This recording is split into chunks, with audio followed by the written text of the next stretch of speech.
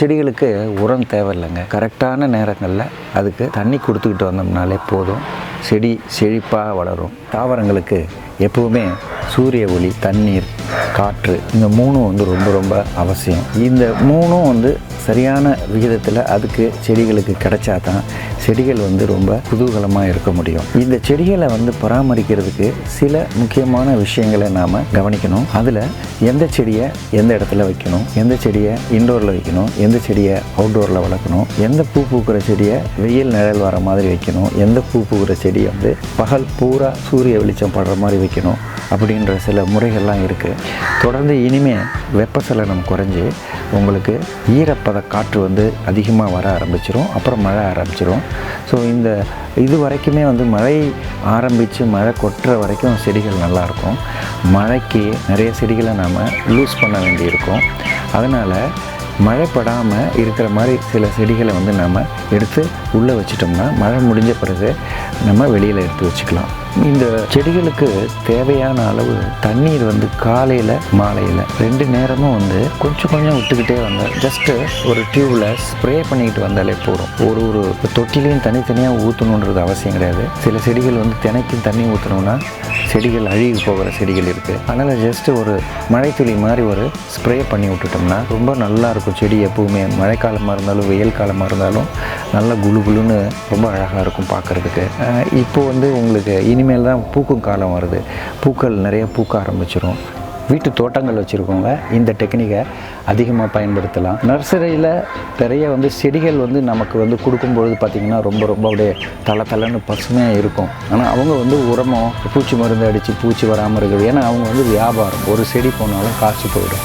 அதனால் அவங்க அதை தளன்னு கொடுப்பாங்க. அந்த பசுமையான செடி நம்மக்கிட்ட வைக்கும்பொழுது அது நம்ம சரியாக பராமரிக்கலைன்னா நமக்கு கெட்டு போயிடும். இல்லைனா ஒரு பூ பூக்கும், அதோட முடிஞ்சு போயிடும். ஏன்னா அவங்க அதுக்கு தேவையானதை அடிக்கடி கொடுத்துக்கிட்டே இருப்பாங்க. நாம் கொடுக்க மாட்டோம், தண்ணி விடுவோம், 2 நாள் ஊருக்கு போவோம், மறந்துடுவோம். அதனால் செடிகள் பராமரிப்பு இல்லாமல் வீணாயிடும். செடிகள் நமக்கு வாங்கும் பொழுதே நம்மளால் பராமரிக்க முடிகிற செடிகளாக பார்த்து வாங்கிக்கணும். எல்லா செடியுமே வாங்கி வைக்கணும்னு விருப்பப்பட முடியாது. அப்படி வாங்கினா அதுக்கு ஸ்பெஷலாக கேர் எடுக்கணும்னு நினச்சிங்கன்னா அந்த மாதிரி செடிகளை நீங்கள் வாங்கி வச்சுக்கலாம். இப்போ பாருங்கள், அந்த முதல் கோடை மழைக்கு பூக்கிற தண்டல் லில்லி பூத்திருக்கு, ரொம்ப அழகாக இருக்குது. அதே மாதிரி வருஷம் பூரா எத்தனை சீசன் மாறினாலும் பூக்களை பூத்துக்கிட்டே இருக்கிற செடிகளும் நமக்கு இருக்குது.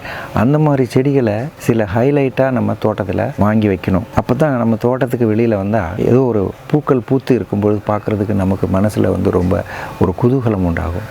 அதனால் பூக்கள் எப்போவுமே பூக்கிற மாதிரி ஒரு 4-5 பிளான்ட்டை நீங்கள் வளர்க்கணும். நாம் தினமும் உபயோகிக்கிற முட்டையாகட்டும், இல்லை காய்கறிகளாகட்டும், பழங்களாகட்டும், அந்த தோல் எல்லாத்தையுமே நாம் வெளியில் தான் போடுறோம். அப்படி தூக்கி எறியப்படுற பொருட்கள்லேருந்து தான் நாம் இந்த உரங்களெல்லாம் தயாரிக்க போகிறோம். அது எப்படி நம்ம தயாரிக்கிறது அப்படிங்கிறத நம்ம பார்க்கலாம். பூண்டு தோல், இது எல்லாமே நம்ம தூக்கி போடுற பொருள் தான். இதை தான் நாம் காய வச்சு ஒன்றையும் பவுடர் ஆக்கி தனியாக வச்சுக்கிட்டு ஒரு ஸ்பூன் மிக்ஸ் பண்ணி, மொத்தத்தையும் மிக்ஸ் பண்ணி ஒரு செடிகளுக்கு தேவையானப்போ வச்சுக்கிட்டு தண்ணி கொடுத்துக்கிட்டு வந்தோம்னா ரொம்ப நல்லா செழிப்பாக வளரும்.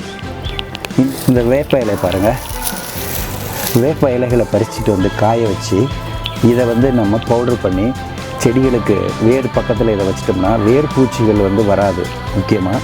அதே மாதிரி முருங்கை இலைகளும் அதுதான். முருங்கை இலைகள் இரும்பு சத்து அதிகமாக இருக்குது. அதுக்கு நாம் செடிகளுக்கு இரும்பு சத்து கொடுக்குது. முட்டை கால்சியம், நல்ல திடமான செடிகளுக்கு நல்ல கால்சியம் கொடுக்குது. அதே மாதிரி வாழைத்தோல், வாழைப்பழங்கள், அழுகிய பழங்கள், இது எல்லாமே பூ பூக்கிறதுக்கோ இல்லை நல்ல பழங்களை பழுக்கிறதுக்கோ காய்களை கொடுக்கறதுக்கும் பூ பூக்கிறதுக்கும் ரொம்ப ஹெல்ப் பண்ணும். நாம் செயற்கை பூச்சி மருந்துகள் அது இது எதுவுமே அடிக்க தேவையில்லை. இந்த மாதிரி நம்ம இலைகளிலேயே பறித்து பண்ணலாம். அதே மாதிரி நம்ம செடியிலேருந்து பழுத்த இலைகளோ கொட்டுற இலைகளையும், அதே மாதிரி பழுத்த பழங்களோட தோல்களையும், பூக்கள் உதிர்ந்த பூக்களையும் காய வச்சு நாம் அதை பவுடராக ரெடி பண்ணிக்கலாம். அதே மாதிரி தினமும் காஃபி டீ குடிக்காமல் இருக்க மாட்டோம். அந்த காஃபி டீ குடிக்கிறத பவுடரை அதை நம்ம காய வச்சு அதை தனியாக எடுத்து வச்சு நம்ம இது எல்லாத்தையுமே சேர்த்து பவுடரில் மிக்ஸ் பண்ணிக்கலாம்.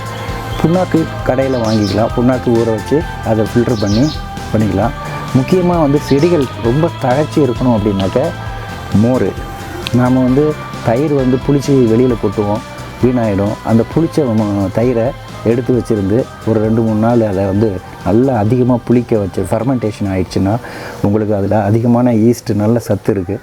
அதை வந்து தண்ணியில் நல்லா மிக்ஸ் பண்ணி ஃபில்ட்ரு பண்ணி ஸ்ப்ரேயில் எல்லா இலைகளுக்கும் மேலே பூக்கள் இலைகளுக்கு எல்லாத்துக்குமே அடித்தோம்னா நல்ல செழிப்பாக வளரும், பூக்கள் நிறையா பூக்கும். வாங்க இப்போ எப்படி செய்கிறதுன்னு பார்க்கலாம். இதை அரைக்கிறதுக்கு முன்னாடி ஒரு தடவை வெயிலில் நல்லா காய வச்சுருங்க. ஒவ்வொரு பொருளையும் தனித்தனியாக பவுடர் பண்ணிக்கலாம்.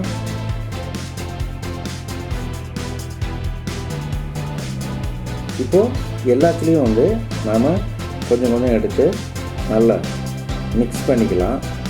இதைத்தான் நம்ம வந்து செடிகளுக்கு வைக்க போகிறோம்.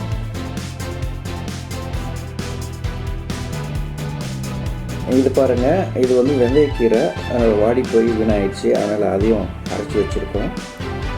காப்பி பவுடர் வந்து கட்டியாக இருக்கும், அதையும் ஒரு ஓட்டி பவுடராக வச்சுக்கலாம்.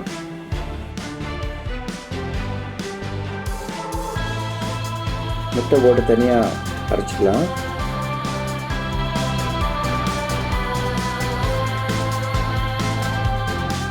இந்த அரைச்சி வச்சது எல்லாத்தையுமே மிக்ஸ் பண்ணி ஒரு பெரிய கண்டெய்னரில் போட்டு வச்சுக்கிட்டிங்கன்னா அப்பப்போ நம்ம வந்து எடுத்து யூஸ் பண்ணுறதுக்கு வசதியாக இருக்கும், எங்கேயும் வீணாக கொட்டிடாது. வாங்க இப்போ நம்ம செடிக்கு வைக்கலாம்.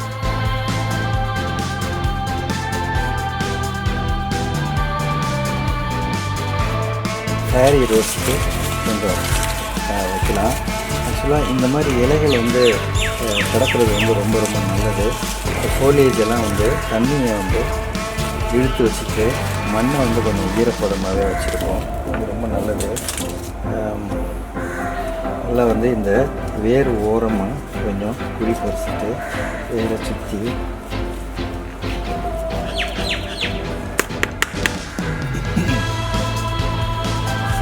இதில் கொஞ்சம் பவுடர் எடுத்துனுங்க. ஃபஸ்ட்டு ஓரமாக அது வச்சு மண்ணால் மூடிட்டிங்கன்னா பூரம் மூடிட்டு தண்ணி விடுங்க. அந்த ஊறின சாறு இறங்கி வேருக்கு ஸ்ட்ரெயிட்டாக போகும். செடிகள் வந்து இன்னும் நிறையா பூக்கள் வைக்க ஆரம்பிச்சிடும். அவ்வளோதான். நம்ம தயாரித்து வச்சுருக்கிற இந்த பவுடர் எல்லாத்தையுமே வந்து பார்த்திங்கன்னா ஒரு மாதத்துக்கு ஒரு தடவை செடிகளுக்கு ஒரு ஸ்பூனு மண்ணை தோண்டிட்டு வேர் ஓரமாக வச்சு தண்ணி விட்டால் போதும். ரொம்ப செடிகள் வந்து எப்போவுமே செழுமையாக இருக்கும், நல்ல பூக்கள் காய்கள் எல்லாமே வந்து கொடுக்கும். வீட்டு தோட்டங்கள் வச்சுருக்கவங்க இந்த டெக்னிக்கை அதிகமாக பயன்படுத்தலாம். ஏன்னா நம்மளே இந்த செடி பராமரிப்புக்கு என்னென்ன நம்ம வீட்டிலேருந்து தயாரிக்கலாம் அப்படின்ற பதிவு உங்களுக்கு ரொம்ப பிடிச்சிருக்குன்னு நினைக்கிறேன். பிடிச்சிருந்தா லைக் பண்ணுங்கள், ஷேர் பண்ணுங்கள், கமெண்ட் பண்ணுங்கள், சப்ஸ்கிரைப் பண்ணுங்கள், பெல் ஐக்கானை கிளிக் பண்ண மறந்துடாதீங்க. தேங்க்ஸ் ஃபார் வாட்சிங் இமயன் தோட்டம்.